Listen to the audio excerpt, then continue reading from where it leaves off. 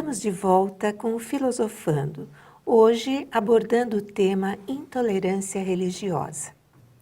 Se você que nos acompanha quiser participar mais ainda do nosso programa, você pode deixar sua opinião, seus comentários ou sugestões no facebook.com/cfeorg.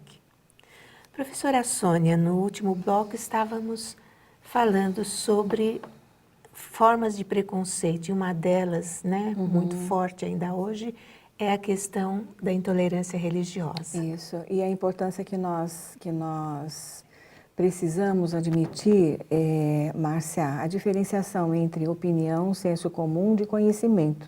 Certo. Então, para que nós possamos compreender aprofundadamente essas questões que envolvem a alma humana, os costumes humanos, nós precisamos realmente descer as concepções espíritas, ou subir as concepções espíritas, melhor dizendo, não é? Mas descer em detalhes, porque somente os detalhes é que vão fazer para nós, vão dar para nós as condições necessárias ao entendimento mais aprofundado, né? Mais importante.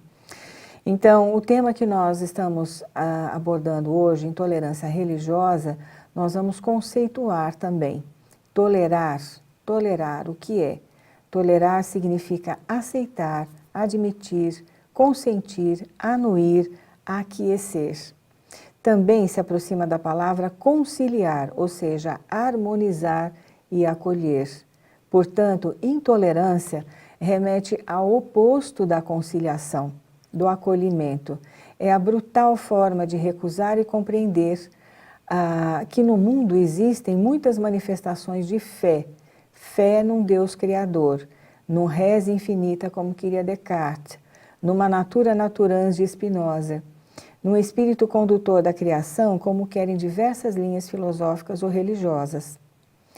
O sentido do sentimento religioso vigente no espírito humano, por mais que seja negado, jaz no inconsciente de profundidade, pois, ao ser criado, o princípio inteligente e forma elementar de vida vai em busca do seu Criador de maneira espontânea e natural até encontrá-lo. Após passar pelos reinos da criação e milênios de evolução moral e intelectual e transformação material também. Hoje, quando o ser humano nega a Deus, torna-se vazio e infeliz. Quando finalmente o encontra, sente-se pleno de vida e de vida abundante. As diversas formas de manifestação religiosa tiveram origem no passado remoto. No Espiritismo, o estudo antropológico realizado pelo filósofo espírita José Herculano Pires remonta aos períodos nos quais o ser humano, de forma primitiva, adorava a natureza em suas diversas manifestações, minerais, vegetais, animais, bem como os indígenas de diversas culturas cultuavam o sol, a lua, as estrelas, o trovão, a chuva. Com o passar do tempo, as formas de adoração foram se modificando e centralizando em templos onde as pessoas iam e vão atualmente ao encontro de Deus nas concepções pessoais de cada um e de seus ensinamentos, contidos em livros sagrados, muitos dos quais psicografados por médiuns na antiguidade, como é o caso de Moisés, Maomé, ou por meio de interpretações, como no caso de Martinho Lutero e as religiões protestantes ou pentecostais, né? As religiões orientais, localizadas nas regiões da Índia e do Paquistão, no Tibete, na China, têm a sua forma modificada para filosofias de vida, ensinamentos de missionários e ascetas, que com exemplos e posturas são procurados por todos os que necessitam de orientação. O Espiritismo compreende todas essas manifestações de fé, consubstanciadas em cerimônias, em rituais, em ritos, em liturgias, em sacerdócio, né? Com o Espiritismo, compreendemos que o mito transformou-se em ícone de adoração e que os altares incensados transformaram-se na projeção de uma fé que deveria ser direcionada ao Pai diretamente e à sua obra, a criação. Ou seja, nós não precisamos de intercessão, pois somos seus filhos amados. Contudo, as religiões criadas desde a antiguidade e ampliadas durante a Idade Média nos trouxeram grandes dissabores. Guerras santas têm varrido o planeta de provas e expiações. O Deus de bondade e misericórdia transformou-se no Deus dos exércitos e o Deus da vingança. Interesses subalternos têm ocupado os espaços onde a religiosidade deveria ser uma manifestação de crença. Os representantes de Deus sobre a terra se envolveram em agressões uns contra os outros, contra crianças, contra adolescentes nos seminários do terror. Se dividiram em muitas seitas, cada uma delas defendendo o seu próprio ponto de vista e lutando por fazê-los prevalecer sobre os demais. As religiões, que deveriam ser o refúgio para as aflições e o sofrimento humanos, transformaram-se em instrumentos de flagelo e de dor. O ser humano, perdido no seu espanto, busca alternativas e respostas. O Espiritismo as tem todas. Basta um olhar no Livro dos Espíritos, basta uma reflexão com o Evangelho segundo o Espiritismo, basta o estudo aprofundado nas demais obras da codificação para entendermos o porquê de toda essa ausência de entendimento. As religiões são humanas, são manifestações humanas de adoração. O Espiritismo é a adoração em espírito e verdade a Deus Criador e a Jesus, o seu maior representante entre nós. Exemplo máximo de evolução espiritual já alcançado por um ser. O Espiritismo traz, portanto, a fé raciocinada porque embasada pelo conhecimento, pois, diz o Evangelho segundo o Espiritismo, sem a luz da razão, a fé se enfraquece. Os conflitos surgem no meio religioso porque nele o homem reproduz o pensamento e as ações e atitudes humanas. Todas elas sujeitas às mudanças necessárias, porém, nunca alcançadas ou sequer aceitas por aqueles que teimam em permanecer estáticos diante do movimento progressivo da evolução. Portanto, as controvérsias religiosas surgem porque há interesses subalternos entre aqueles que deveriam manter a fé acesa como uma luz que jamais se apaga. As controvérsias surgem em meio às guerras de ponto de vista que carregam consigo a discórdia e o mal-querer.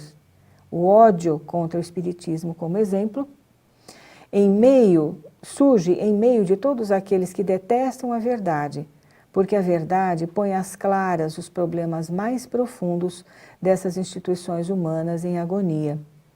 A agonia das religiões, já dizia José Herculano Pires, expõe as fraquezas humanas e demonstra que elas, não obstante ao longo da história, tenham conduzido as comunidades do planeta à espiritualização, hoje se perdem em desafios umas contra as outras e internamente.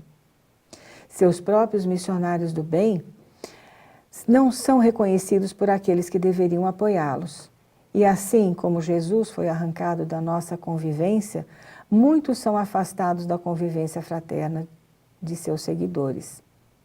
É urgente que nos modifiquemos, que entendamos o papel das religiões, que as respeitemos, mas que nunca sejamos coniventes com os seus erros. O Espiritismo veio para ficar, não obstante as deturpações que muitos dos seus adeptos lhes conferem, pseudo-verdades que querem lhe agregar. O Espiritismo vencerá porque o espírito humano, o ser humano, está destinado ao progresso, e assim será. Portanto, Márcia, esse texto tem como objetivo embasar o conhecimento daquilo que seja intolerância.